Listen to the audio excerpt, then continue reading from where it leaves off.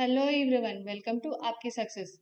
Friends, आज की इस वीडियो में मैं दरोगा मेंस से रिलेटेड 25 इंपॉर्टेंट क्वेश्चंस को लेकर आई हूँ, जो क्या है मोस्ट इंपॉर्टेंट सेलेक्टेड क्वेश्चन है वीवीआई। ये हर एक एग्जाम में ऐसे क्वेश्चंस पूछे ही जाते हैं। और फ्रेंड्स, मैंने यहाँ कुछ लिखा है, इस दिन से इस दिन तक एग्जाम होंगे। कहने का मतलब ये एग्जाम सितंबर टू नवंबर हो जाएंगे। तो आप कंफर्म ये है कि सितंबर टू नवंबर हो ही जाएंगे। इसलिए अगर आप दरोगा मेंस की प्रिपरेशन कर रहे हैं तो आप अच्छे से कीजिए, क्योंकि टाइम अब बहुत कम है। और इसी बीच में अगर आपको एग्जाम क्रैक करना है, बिहार दरोगा मेंस एग्जाम क्रैक करना है, तो आप हमारे चैनल को सब्सक्राइब कर सकते हैं, क्योंकि यहाँ आपको दरोगा मेंस से रिलेटेड बहुत सारे इंपॉर्टेंट क्वेश्चन वीडियो प्रोवाइड किए जाएंगे। तो आप इस चीज को मत देखिए कि एग्जाम कब से कब तक होंगे, बस ये ध्यान रखना है कि टाइम बहुत कम है और हम लोग को प्रिपरेशन बहुत अच्छे से करना है। तो चलिए हम 25 मोस्ट इंपॉर्टेंट क्वेश्चंस को डिस्कस करते हैं। हमारा फर्स्ट क्वेश्चन है, निम्न में से कौन सा कर प्रत्यक्ष कर है? प्रत्यक्ष कर मीन्स डायरेक्ट टैक्स है। तो कौन सा है? तो इसका सही आंसर होगा धन कर। यानी जो धन कर होता है वो क्या होता है? डायरेक्ट टैक्स होता है। ऑप्शन सी इसका करेक्ट आंसर होगा। फ्रेंड्स, भारत सरकार को सबसे अधिक राजस्व की प्राप्ति किससे होती है? डायरेक्ट टैक्स से ही होती है। इस चीज को हमेशा ध्यान रखिएगा। हमारा नेक्स्ट क्वेश्चन है, क्वेश्चन नंबर 2। देश की आर्थिक प्रगति का निर्धारण किसके आधार पर किया जाता है? किसकी आर्थिक प्रगति? देश की आर्थिक प्रगति का निर्धारण किसके आधार पर किया जाता है?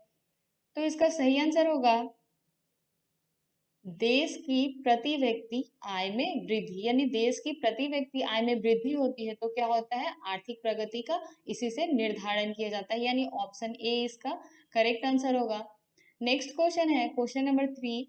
जुलाई 1950 में अधिक पेड़ लगाओ अभियान का उद्घाटन किसके द्वारा किया गया था? यानी एक ये स्कीम चलाया गया था, अधिक पेड़ लगाओ। कब चलाया गया था? 1950 में, जुलाई 1950 में। तो ये किसके द्वारा चलाया गया था? तो इसका सही आंसर होगा के एम मुंशी। यानी के एम मुंशी के द्वारा ही ये स्कीम चलाया गया था। कौन सा स्कीम? अधिक पेड़ लगाओ। ऑप्शन बी इसका करेक्ट आंसर होगा। नेक्स्ट क्वेश्चन है, क्वेश्चन नंबर 4। सीमा शुल्क किसका साधन है? सीमा शुल्क किसका साधन है? सीमा शुल्क है राजकोषीय नीति का साधन है। ऑप्शन डी इसका सही आंसर होगा। नेक्स्ट क्वेश्चन है, क्वेश्चन नंबर 5। अत्यधिक मंदी किस काल में? मंदिर नहीं फ्रेंड्स, यहाँ मंदिर नहीं होगा, क्या होगा? मंदी। अत्यधिक मंदी किस काल में आई थी? मंदी, अत्यधिक मंदी किस काल में आई थी? तो इसका सही आंसर होगा ऑप्शन बी, यानी 1929 से 1934 के बीच। और ये विश्वव्यापी आर्थिक मंदी सबसे पहले कहाँ आई थी? ये सबसे पहले आई थी कहाँ? अमेरिका में। कब?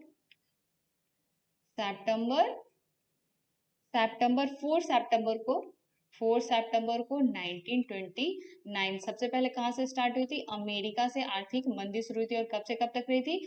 1929 से 1934 के बीच तक। नेक्स्ट क्वेश्चन है हमारा, क्वेश्चन नंबर 6। भारत में प्रत्यक्ष लोकतंत्र का उदाहरण क्या है? तो प्रत्यक्ष लोकतंत्र का उदाहरण क्या है? ग्राम सभा। यानी ग्राम सभा को क्या कहा जाता है? प्रत्यक्ष लोकतंत्र का उदाहरण कहा जाता है। ऑप्शन सी इसका सही आंसर होगा। फ्रेंड्स, ये एक प्रैक्टिस सेट है, प्रैक्टिस सेट जो जिसमें सारे सब्जेक्ट्स मिक्स करके बनाए जाते हैं।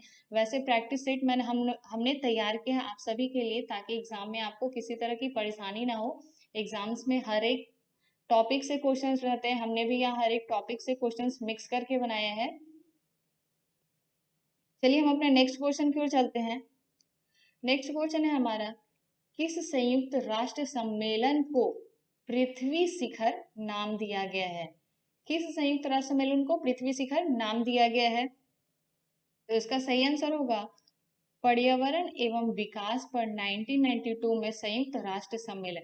यानी पर्यावरण एवं विकास पर जो सम्मेलन हुआ था, कब? 1992 में। उसी को क्या नाम दिया गया है? पृथ्वी शिखर।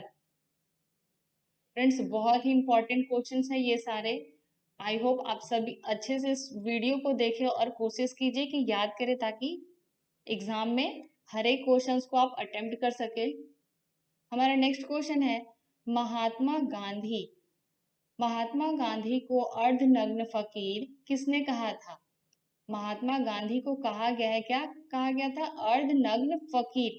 ये कहने वाले कौन थे? ये कहने वाले थे विंस्टन चर्चिल, यानी ऑप्शन ए इसका सही आंसर होगा। विंस्टन चर्चिल के द्वारा ही महात्मा गांधी को कहा गया था क्या? अर्धनग्न फकीर। नेक्स्ट क्वेश्चन है हमारा क्वेश्चन नंबर 9, संविधान में मूलभूत अधिकार किस संविधान से लिए गए हैं? आप लोगों को तो पता ही होगा, भारत का संविधान सबसे बड़ा है और इस किसी न किसी कंट्री से इसके कुछ ना कुछ अधिकार लिए गए हैं। तो यहाँ किसके बारे में पूछा जा रहा है? मूलभूत अधिकार के बारे में पूछा जा रहा है, यानी मूलभूत अधिकार कौन से संविधान से लिया गया है? तो इसका सही आंसर होगा अमेरिका से, यानी अमेरिका से हमारे संविधान में क्या लिया गया है? मूलभूत अधिकार। ऑप्शन ए इसका सही आंसर होगा। नेक्स्ट क्वेश्चन है क्वेश्चन नंबर 10, राज्य विधानमंडल के अनुमोदन के बिना राज्यपाल द्वारा जारी अध्यादेश कितनी अवधि के लिए लागू रहेगा? तो इसका सही आंसर होगा 6 सप्ताह। ऑप्शन बी इसका सही आंसर होगा। नेक्स्ट है, इच्छा सब कष्टों का कारण है। ये एक स्टेटमेंट है, इच्छा सब कष्टों का कारण है, इसका प्रचार करने वाला धर्म, यानी धर्म, ये किसी धर्म के द्वारा कहा गया है कि इच्छा सब कष्टों का कारण है। वो कौन सा धर्म है?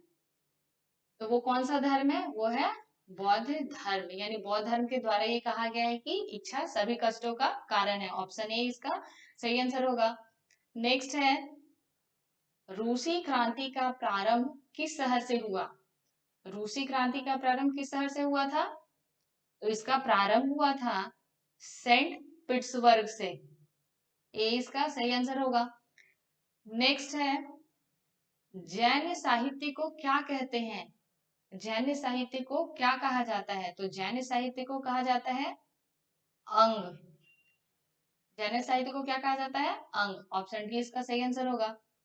नेक्स्ट क्वेश्चन है, 19वीं शताब्दी के अंत में कौन सा देश सबसे बड़े औपनिवेशिक शक्ति के रूप में उभरा था? कब? 19वीं शताब्दी के अंत में कौन सा देश औपनिवेशिक शक्ति के रूप में उभरा था? तो वो देश था ब्रिटेन, यानी ऑप्शन सी इसका सही आंसर होगा।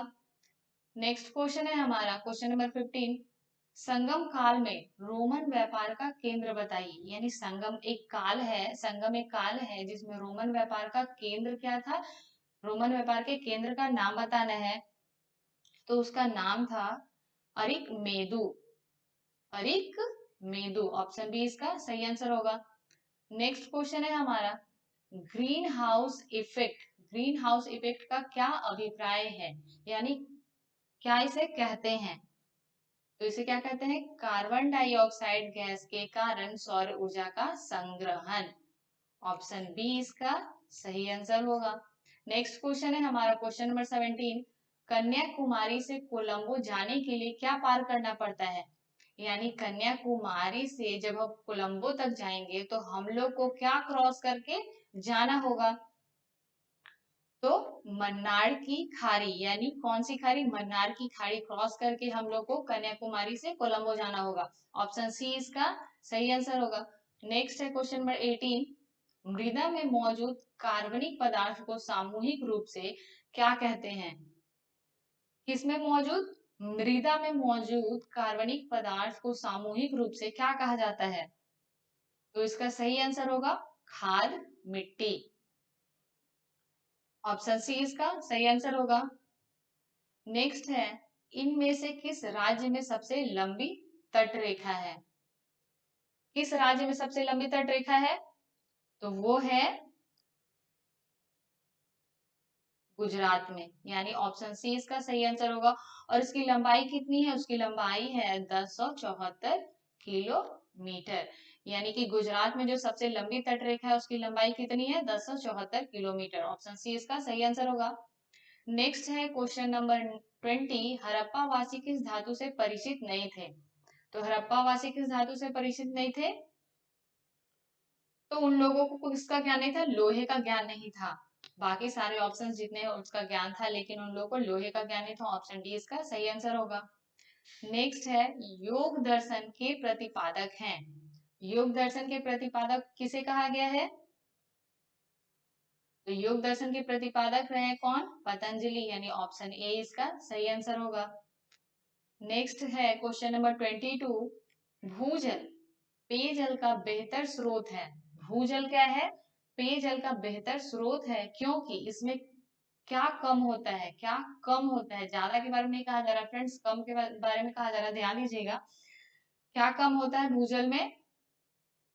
तो भूजल में कम होता है आर्सेनिक। यहाँ ध्यान दीजिए, ऑप्शन सी और ऑप्शन डी दोनों में एक ही चीज हो गया है। बस हम लोग को आंसर याद रखना है, क्या? आर्सेनिक भूजल में कम होता है, इसलिए वो पेयजल का सबसे बेहतर स्रोत होता है। यानी ऑप्शन सी इसका सही आंसर होगा। आर्सेनिक में भूजल में आर्सेनिक कम होता है। नेक्स्ट है हमारा क्वेश्चन नंबर 23। विटामिन ई विशेषतः किसके लिए महत्वपूर्ण है? कौन से विटामिन? विटामिन ई किसके लिए महत्वपूर्ण है?